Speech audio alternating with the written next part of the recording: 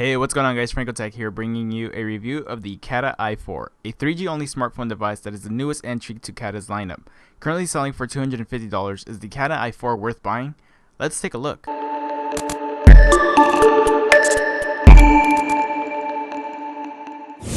So let's go ahead and take a tour around the phone. At the front we have a 5-inch IPS display at 1280 by 720p and 294 ppi.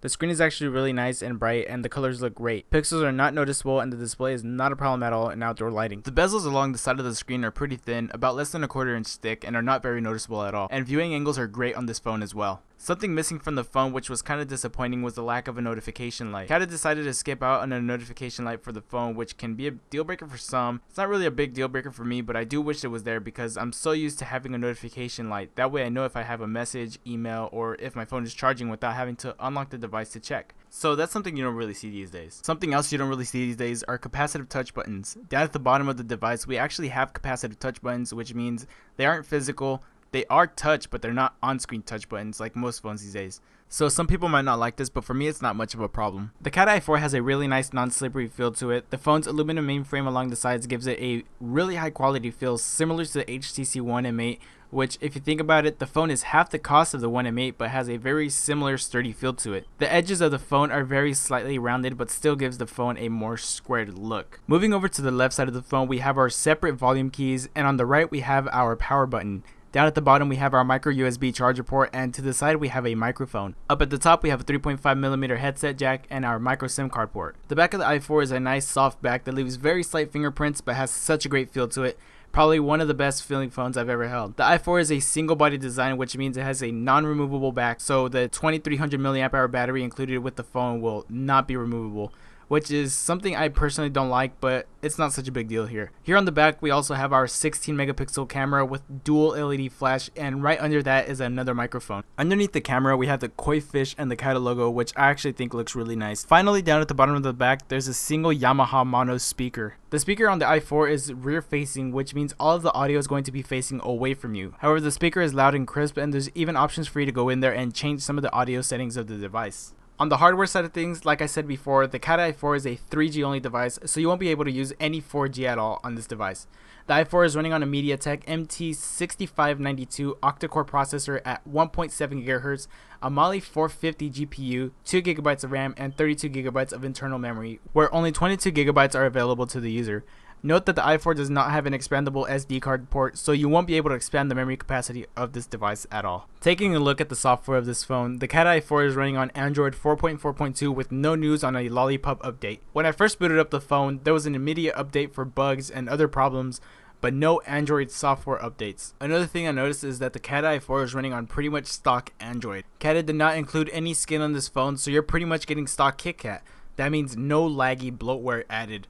However, there are a few pre-installed apps. Some of these apps include the Kata Fish Market, which is Kata's own app market. Then there's Wipeout, which is a task killer. Kata Cloud, which is Kata's cloud service, which you get 10GB free when you sign up.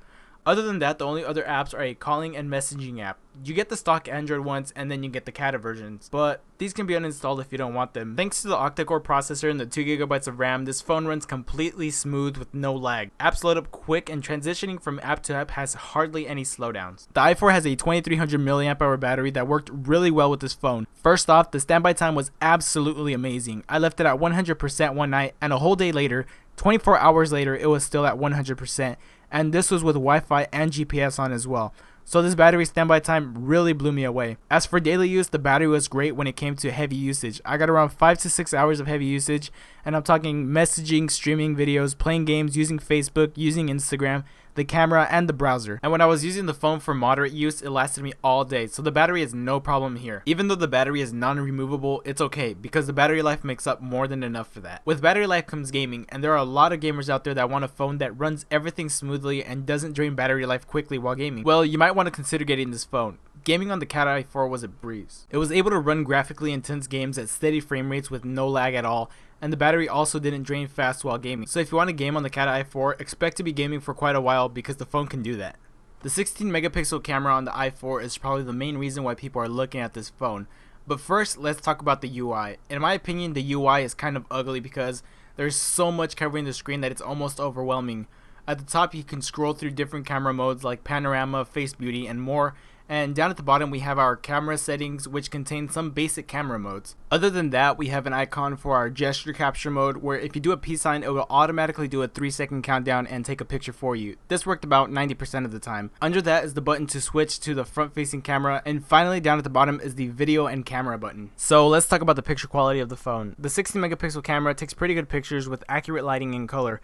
I will admit that although the pictures came out good, sometimes the focus wasn't all there, so it took me more than one shot to get the picture I wanted. But the shots that did come out right looked great. As for low lighting pictures, they came out looking pretty good, but a little blurred, and the shutter speed was really slow. For the front facing camera, it's an 8 megapixel camera that worked pretty well. The pictures came out nice, but same as the rear facing camera, some pictures came out blurred, even while steadily holding the phone. And finally, let's talk about the video quality. Video quality on the Kata i4 wasn't anything that really stood out. In fact, videos were just okay. Quality wise, the videos were good. However, it was a bit shaky and sometimes it would go out of focus, but it's still pretty decent video quality. Both the front and the rear facing camera performed well picture wise, but with decent video quality. Still, great cameras on this phone for its $250 price tag, so I can't really complain much with that. Overall, is the Kata i4 a phone worth buying? Well, considering that it's a $250 phone with a very premium feel similar to the One M8, which it's double its price, and the fact that it has an octacore processor and 2 gigs of RAM that ran the phone extremely smooth, the great standby time and battery life, plus the 16 megapixel camera and also a pretty much stock Android experience,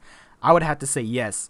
Yes, the Kata i4 is worth buying. Really, the only disappointing part about this phone is probably the 3G, but if you can look over that, then I don't see why you wouldn't want to pick up this phone. So there you have it, guys. That's my review on the Kata i4, and I want to give a quick shout out to Kata for reaching out to me and sending me the phone for review. At first, Kata was a company I've never heard of, but now after using the i4, I want to see more Kata products like this one. So with that said, thanks so much for watching, everybody. I'd really appreciate it if you could hit the like button and leave any questions you have about the phone in the comment section below. As always, if you're new to my channel, hit that red subscribe button down below so you guys can be updated with all of my latest videos. Thanks again so much for watching, and I'll see you guys later.